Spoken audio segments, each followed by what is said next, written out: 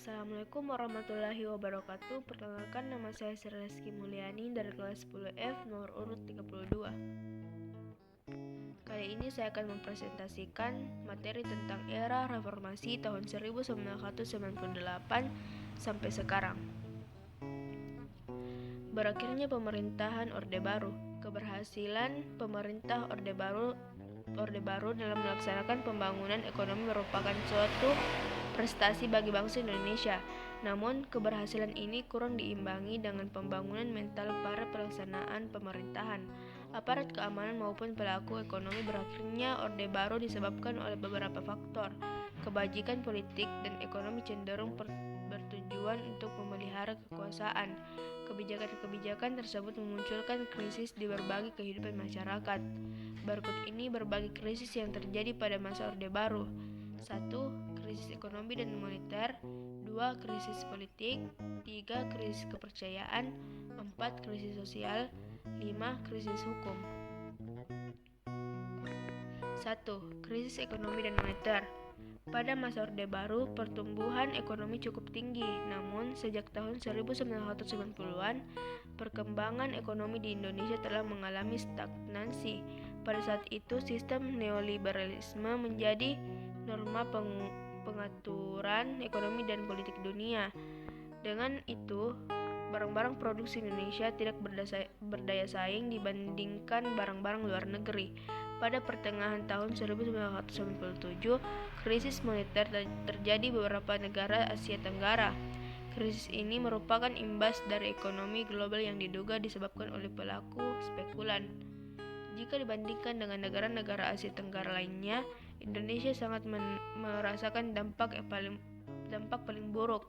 Hal ini dikarenakan rapuhnya fondasi Indonesia dan banyaknya praktik KKN dan monopoli ekonomi.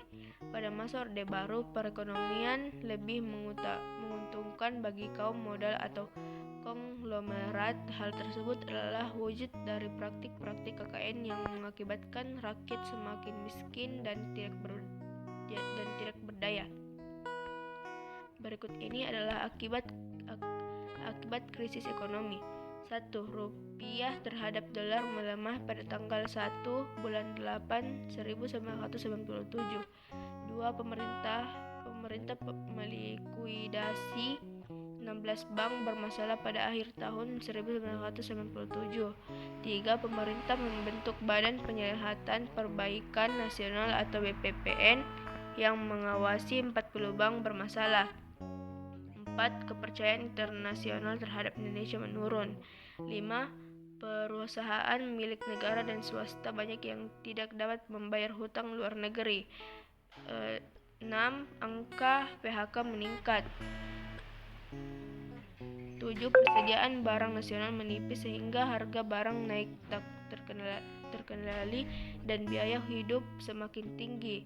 Faktor lain yang menyebabkan krisis ekonomi di Indonesia adalah masalah utang luar negeri, penyimpangan terhadap pasal 33 Undang-Undang Dasar 1945 dan pola pemerintahan yang sentralistik. Krisis politik. Begitu mengakarnya budaya KKN dalam tubuh birokrasi pemerintahan menyebabkan proses pengawasan dan pemberian mandataris kepemimpinan dari DPR dan MPR kepada Presiden menjadi tidak sempurna. Unsur legislatif yang sejatinya dilaksanakan oleh MPR dan DPR dalam membuat dasar-dasar hukum dan halunya negara menjadi sepenuhnya dilakukan oleh Presiden Soeharto. Oleh karena itu, timbullah ketidakpercayaan pada institusi pemerintah, DPR dan MPR. Ketidakpercayaan itu menimbulkan gerakan reformasi yang dipelopori oleh mahasiswa. Selain menuntut pengganti presiden, reshuffle kabinet, mahasiswa juga menuntut pembaruan terhadap 5 paket undang-undang politik yang dianggap menjadi sumber ketidakadilan. 5 paket undang-undang politik yang dianggap menjadi sumber ketidakadilan, yaitu A. Undang-Undang Nomor 1 Tahun 1985 tentang Pemilihan Umum. B. Undang-Undang Nomor 2 Tahun 1985 tentang Susunan Kedudukan, Tugas dan Wewenang DPR atau MPR. C. Undang-Undang Nomor 3 Tahun 1985 tentang Perpol atau Golkar. D. Undang-Undang Nomor 5 Tahun 1985 tentang referendum. E. Undang-Undang Nomor 8 Tahun 1985 tentang organisasi massa. 3. Krisis kepercayaan. Kepercayaan masyarakat terhadap kepemimpinan Presiden Soeharto berkurang setelah bangsa Indonesia dilanda krisis multidimensi. Kemudian muncul aksi damai yang dilakukan oleh para masyarakat dan mahasiswa. Para mahasiswa semakin gencar berdemonstrasi setelah pemerintah mengumumkan kenaikan harga BBM Donongkos angkutan umum pada tanggal 4 Mei 1998. Puncak terjadi pada tanggal 12 Mei 1998 di Universitas Trisakti, Jakarta. Aksi yang semula damai berubah menjadi aksi kekerasan setelah 4 mahasiswa tertembak. Pada peristiwa tersebut, Presiden Soeharto sedang berada di Kairo dalam rangka menghadiri KTT G15. Masyarakat dan orang-orang terdekatnya menuntut Presiden mengundurkan diri. 4. Krisis sosial. Krisis sosial horizontal di Indonesia mengalami titik puncak. Kondisi kehidupan masyarakat yang sangat sulit ditambah dengan angka pengangguran yang tinggi, penyebabnya berbagai benturan sosial, kerusuhan sistematis yang menjadi di Indonesia pada tanggal 13 sampai 14 Mei 1998 menjadi bukti dari adanya pergeseran sosial antar masyarakat. 5. Krisis hukum. Banyak ketidakadilan yang terjadi dalam pelaksanaan hukum pada masa pemerintahan Orde Baru, seperti pada kekuasaan kehakiman yang berbeda dan terlepas dari kekuasaan pemerintah. Namun kenyataannya kekuasaan kehakiman berada di bawah kekuasaan eksekutif. Oleh karena itu, pengadilan sangat sulit mewujudkan keadilan bagi rakyat karena hakim-hakim harus melayani kehendak penguasa. Hukum juga sering dijadikan alat pembenaran atas tindakan dan kebijakan pemerintah, atau sering terjadi rekayasa dalam proses peradilan apabila peradilan itu menyangkut diri penguasa, keluarga, kerabat, atau para pejabat negara. Reformasi menghendaki penegakan hukum secara adil bagi semua pihak sesuai dengan prinsip negara hukum. B. Kronologi jatuhnya kekuasaan Orde Baru. 1. Munculnya gerakan reformasi. Reformasi adalah susunan tatanan kehidupan lama diganti dengan tatanan kehidupan baru secara hukum menuju perbaikan. Reformasi merupakan formulasi menuju Indonesia baru dengan tatanan baru. Hasil dari perjuangan reformasi tidak dapat dipetik dalam waktu yang singkat, tetapi membutuhkan proses dan waktu. Bahkan hasil dari reformasi tersebut baru dapat dinikmati masyarakat Indonesia secara bertahap, sehingga perlu adanya agenda reformasi untuk memprioritaskan mana yang harus lebih dulu dilaksanakan. Kontrol terhadap reformasi perlu dilakukan agar pelaksanaan reformasi tepat pada tujuan dan sasaran, karena reformasi yang tidak terkendali akan kehilangan arah, bahkan cenderung melanggar norma-norma hukum sehingga tidak membawa perbaikan dalam kehidupan masa depan masyarakat Indonesia. Beberapa agenda reformasi yang disuarakan mahasiswa adalah sebagai berikut. A. Mengadili Soeharto dan korni-korninya. B. Melakukan amandemen berhadap Undang-Undang Dasar 1945. C. Menghapus dwifungsi ABRI dalam struktur pemerintahan. D. D. Menegakkan supremasi hukum di Indonesia. E. Menegakkan pemerintahan yang bersih dari unsur-unsur KKN. F. Otonomi daerah yang seluas-luasnya. Tujuan reformasi adalah terciptanya kehidupan dalam bidang politik, ekonomi, hukum, dan sosial yang lebih baik dari masa sebelumnya. Inti reformasi politik adalah demokratisasi, mengembalikan dan melaksanakan kedaulatan rakyat. Reformasi ekonomi meliputi penurunan harga, stabilitas rupiah, restrukturisasi perbankan, penghapusan monopoli dan praktik korupsi, kolusi, dan nepotisme atau KKN. Reformasi dalam bidang hukum. Supremasi hukum harus ditegakkan karena semua warga negara berhak berkedudukan sama di dalam hukum dan pemerintahan. 2. Kronologi pengunduran diri Soeharto dari kursi kepresidenan.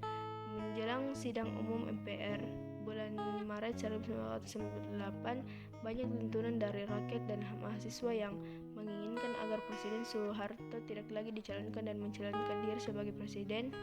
Pada pemilu tahun 1997 kembali dimenangkan oleh Golkar dan mencalonkan kembali Soeharto sebagai presiden. Dengan terpilihnya kembali Soeharto ternyata tidak menimbulkan dampak positif bagi perekonomian Indonesia, bahkan memperparah gejolak krisis dan muncul silih berganti aksi mahasiswa yang menyuarakan tuntutan gerakan reformasi. Pada Mei 1998, para mahasiswa dari berbagai daerah mulai bergerak menggelar demonstrasi dan aksi keprihatinan yang menuntut turunnya harga sembako, penghapusan KKN, dan Soeharto turun dari kursi kepresidenan. Puncaknya pada tanggal 12 Mei 1998 di Universitas Trisakti. Dalam aksi unjuk rasa mahasiswa terjadi bentrokan dengan aparat keamanan yang menyebabkan tertembaknya 4 mahasiswa hingga meninggal, serta puluhan mahasiswa lainnya mengalami luka-luka. Keempat mahasiswa yang meninggal tersebut kemudian diberi gelar sebagai pahlawan reformasi. Pada tanggal 8 Mei 1998, seorang mahasiswa dari Yogyakarta bernama Moses Gatotkaca juga tewas dalam sebuah bentrokan dengan aparat keamanan sewaktu melakukan aksi menuntut mundurnya Presiden Soeharto. Sebagai dampak dari peristiwa berdarah tragedi Trisakti pada tanggal 13 sampai 14 Mei 1998 di Jakarta dan sekitarnya terjadi kerusuhan massal dan penjarahan yang mengakibatkan lumpuhnya kegiatan masyarakat. Tanggal 20 Mei 1998, Menteri Luar Negeri Amerika Serikat Mandel Albright secara nyata memberikan pernyataan yang meminta Presiden Soeharto untuk segera mundur. Dalam pertemuan tersebut, mahasiswa memberikan batas waktu pengunduran Soeharto hingga hari Jumat, 22 Mei 1998. Apabila tidak ada kepastian lebih lanjut, maka pada Senin tanggal 25 Mei 1998 pimpinan DPR akan mempersiapkan sidang istimewa MPR. Maka setelah mengundurkan diri Soeharto, Mahkamah Agung langsung melantik Wakil Presiden Baharudin Yusuf Habibie sebagai Presiden Republik Indonesia yang baru. C. Perkembangan politik dan pemerintahan setelah tanggal 21 Mei 1998. Setelah pemerintahan Orde Baru jatuh, Indonesia memasuki Orde Reformasi. Pada Orde Reformasi ini, Indonesia dipimpin oleh beberapa presiden. 1. Presiden B.J. Habibie. Masa pemerintahan B.J. Habibie berlangsung dari tanggal 21 Mei 1998 sampai 20 Oktober 1999. mengangkat B.J. Habibie sebagai Presiden Republik Indonesia. Yang ketiga, menimbulkan kontroversi di kalangan masyarakat dan ahli hukum. Ada sebagian masyarakat yang menilai hal itu konstitusional dan ada juga sebagian masyarakat yang menilai inkonstitusional. Langkah-langkah yang dilakukan oleh Presiden B.J. Habibie untuk mengatasi keadaan negara yang sangat kacau adalah: A. Membentuk Kabinet Reformasi Pembangunan. B. Perbaikan ekonomi. C. Reformasi di bidang politik. D. Kebebasan menyampaikan pendapat. E. Masalah di fungsi ABRI. F. Reformasi bidang hukum. G. Pemilihan umum tahun 1999. 2. Presiden K.H. Abdurrahman Wahid. Pada tanggal 20 Oktober 1999 melalui sidang umum MPR K.H. Abdurrahman Wahid atau Gus Dur telah terpilih sebagai Presiden Republik Indonesia yang keempat untuk masa bakti tahun 1999 sampai 2004. Dalam menjalankan pemerintahan, K.H. Abdurrahman Wahid didampingi oleh Wakil Presiden mewakili Soekarno Putri. Selanjutnya, dalam sidang istimewa MPR tanggal 23 Juli 2001, MPR memilih Megawati Soekarno Putri sebagai Presiden Republik Indonesia menggantikan K.H. Abdurrahman Wahid berdasarkan TAP MPR nomor 3 tahun 2001. Presiden Megawati merupakan peletak dasar ke arah dasar kehidupan demokrasi karena pemerintahannya berhasil melaksanakan pemilu tahun 2004 yang berlangsung secara aman dan damai. Untuk pertama kalinya pada pemilu tersebut, presiden dipilih langsung oleh rakyat. Dalam pemilu tersebut dimenangkan oleh pasangan Susilo Bambang Yudhoyono, Yusuf Kalla untuk masa jabatan 2004 sampai 2009. Kemenangan pasangan tersebut sebagai presiden dan wakil presiden merupakan babak baru dalam sejarah Indonesia karena untuk pertama kalinya dalam sejarah presiden dipilih secara langsung oleh rakyat.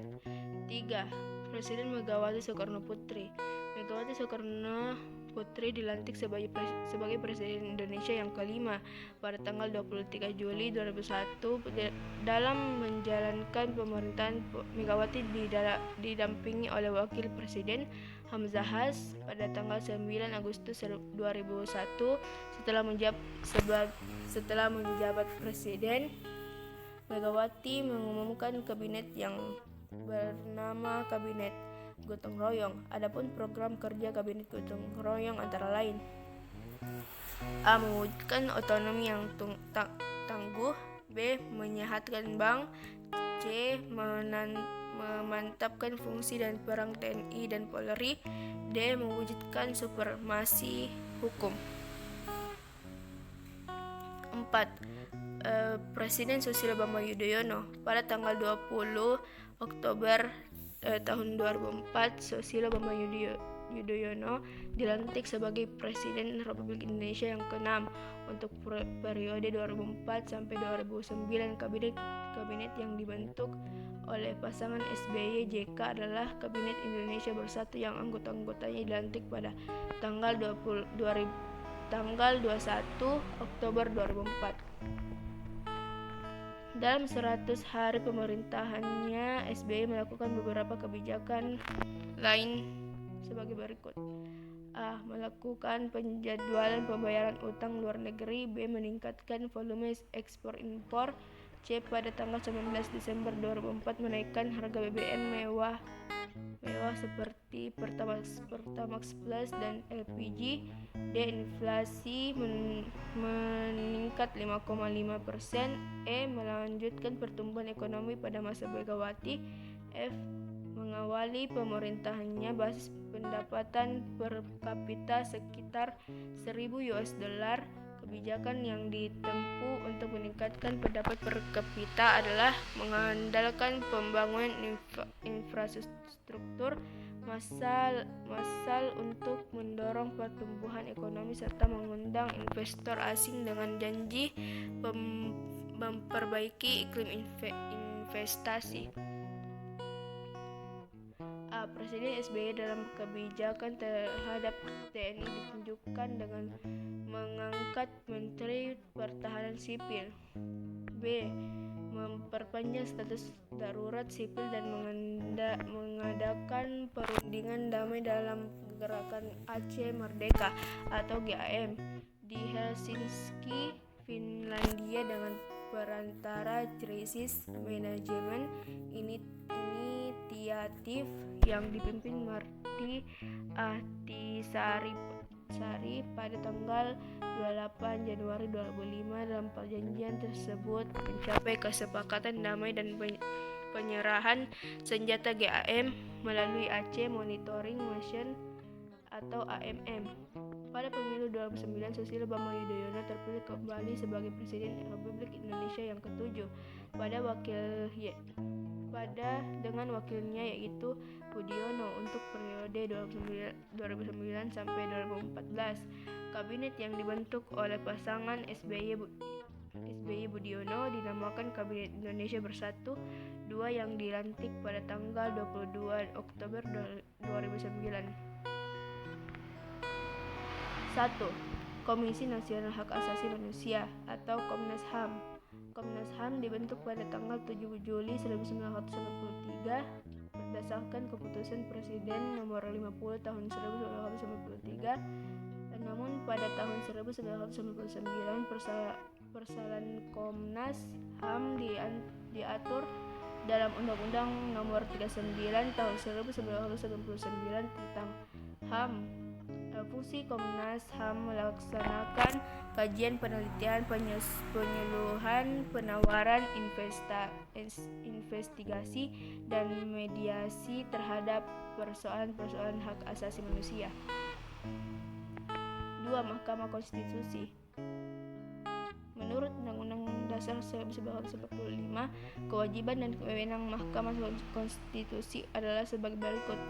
1. Berwenang mengadili pada tingkat pertama dan terakhir yang putusannya bersifat final untuk menguji undang-undang terhadap undang-undang dasar, memutuskan sengketa, kewenangan lembaga negara yang kewenangannya diberikan oleh Undang-Undang Dasar 1945, memutuskan pembubaran partai politik dan memutuskan perselisihan tentang hasil pemilu. 2. Wajib memberi putusan atas pendapat DPR mengenai dugaan pelanggaran oleh Presiden dan atau Wakil Presiden menurut Undang-Undang Dasar 1945.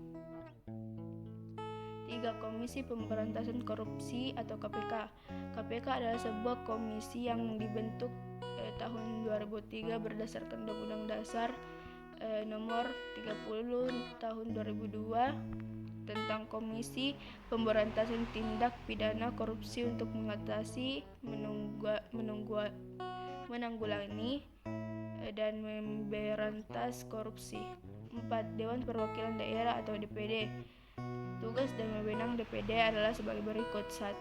Mengajukan RUU kepada DPR yang berkaitan dengan otonomi daerah. 2. Memberikan pertimbangan kepada DPR atas RUU APBN dan RUU yang berkaitan dengan pajak pendidikan dan agama. 3. Memberikan pertimbangan kepada DPR dalam pemilihan anggota Badan Pemeriksaan Keuangan atau BPK. 4. Melakukan pengawasan atau atas pelaksanaan undang-undang mengenai otonomi daerah. 5. Menerima hasil pemeriksaan keuangan negara dari BPK untuk dijadikan pertimbangan bagi DPR tentang RUU yang berkaitan dengan APBN. Sekian, wassalamualaikum warahmatullahi wabarakatuh.